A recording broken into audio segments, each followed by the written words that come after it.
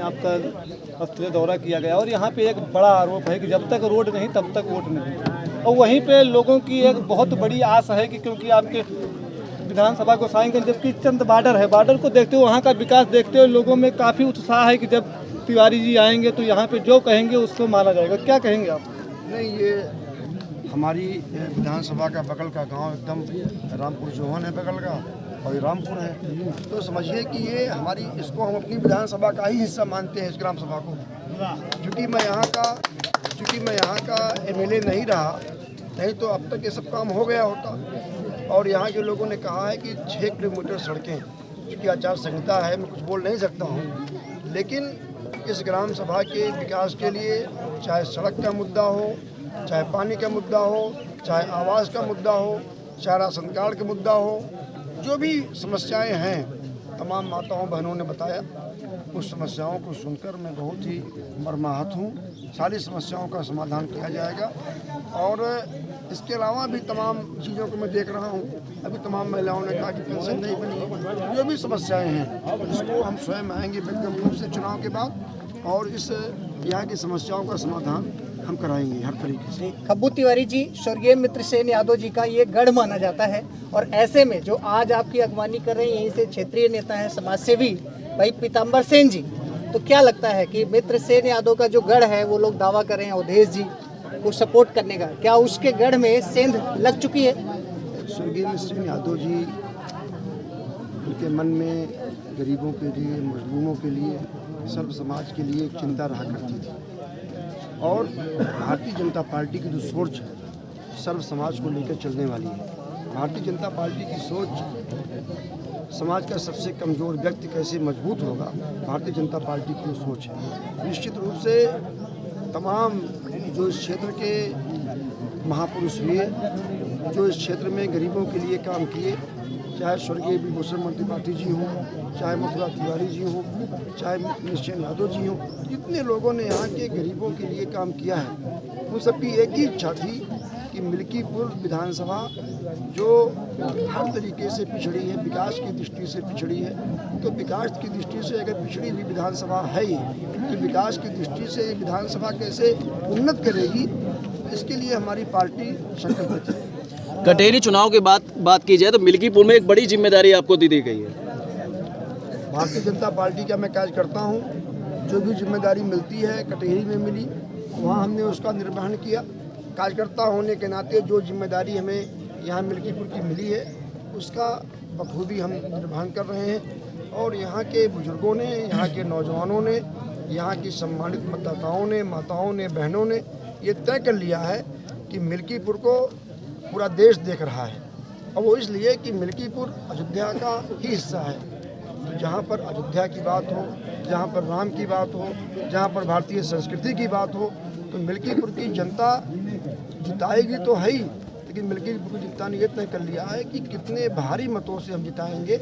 और मैं समझता हूँ कि अभी हम कल लोग मीटिंग कर रहे थे तो वहाँ पर लोगों ने कहा कि अगर 1 लाख से कम वोट से हम लोग जीतते हैं अयोध्या, तो उससे कम जीत पे कोई मतलब नहीं है, उससे बड़ी जीत होनी चाहिए। मिल्कीपुर में लोग कह रहे हैं। विधायक जी, विपक्ष का आरोप है कि बीजेपी जो है चुनाव हार रही है और घबराई हुई है, प्रशासनिक जो है अमले का प्रयोग कर रही है, फर्जी मुकदमे।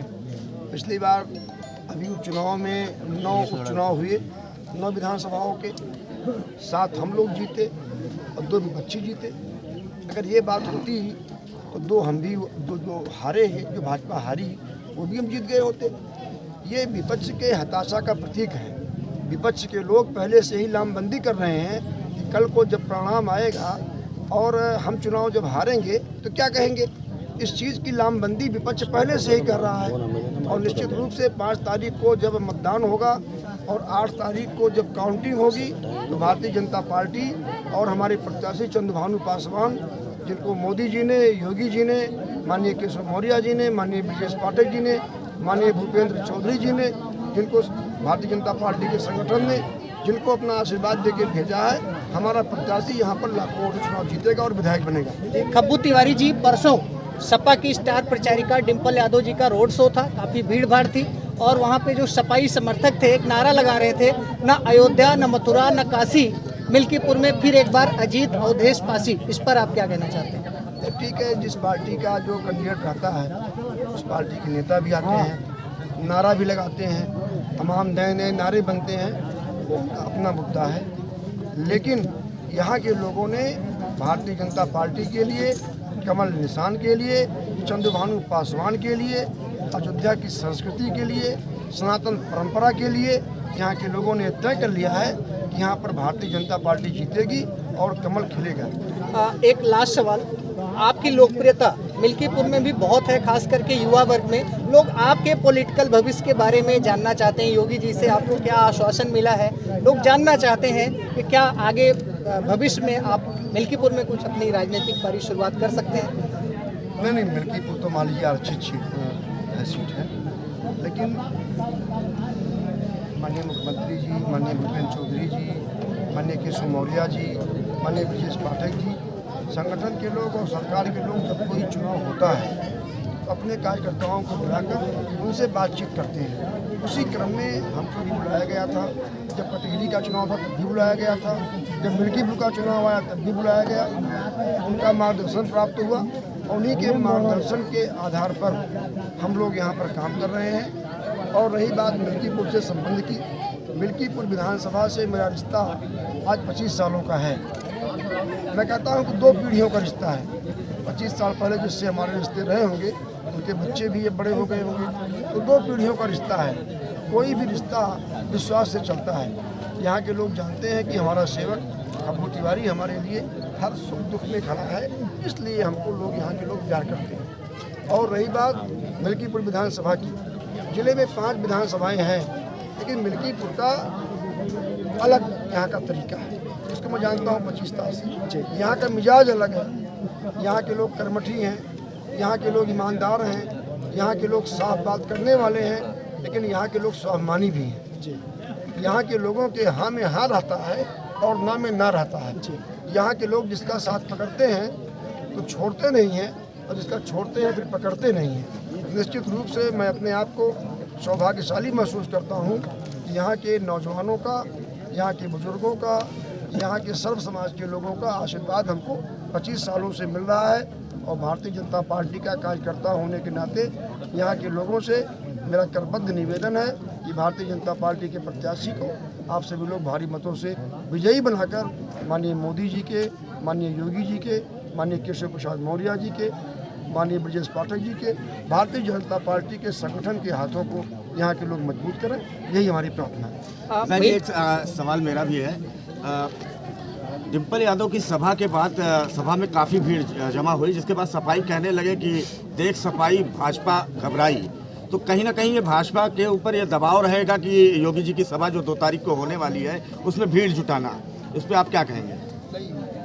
माननीय योगी जी इस देश के बड़े नेता हैं और माननीय योगी जी जब आ रहे हैं तो भीड़ जुटाना नहीं है, भीड़ अपने आप पहुंचती है उनको देखने के लिए, उनको सुनने के लिए। और जो माननीय योगी जी की कल सभा होगी, न भूतो न भविष्यत, न उतनी बड़ी सभा हुई न उतनी बड़ी सभा कोई यहाँ पर होगी। ये कार्यकर्ताओं का मन है। जब कार्यकर्ता स्वयं लामबंद है, जब नौजवान स्वयं लामबंद है, बुजुर्ग स्वयं लामबंद है, नौजवान कह रहा है कि चंद्रभानु पासवान बन के चुनाव लड़ेंगे, बुजुर्ग कह रहा है कि हमारा बेटा चुनाव लड़ रहा है, कार्यकर्ता कह रहा है कि हम लड़ रहे हैं। कार्यकर्ता, नौजवान और सम्मानित बुजुर्ग इस चुनाव की बागडोर अपने हाथ में ले लिए हैं, स्वयं को प्रत्याशी मान लिए हैं, तो जीत होने में कोई संशय नहीं है। भारी जीत हो, ऐतिहासिक जीत हो, इसके लिए काम हो रहा है। जी भैया, एक सवाल मैंने सोच रहा था आपसे पूछूंगा।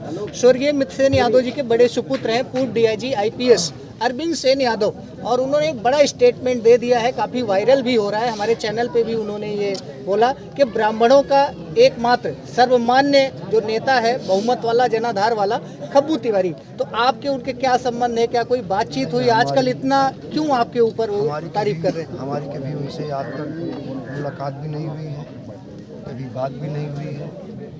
वो IPS अधिकारी रहे हैं, वो उनकी अपनी सोच है, उसका हम सम्मान करते हैं। रही बात ब्राह्मण समाज की, तो ब्राह्मण समाज का आशीर्वाद हमारे ऊपर रहता है।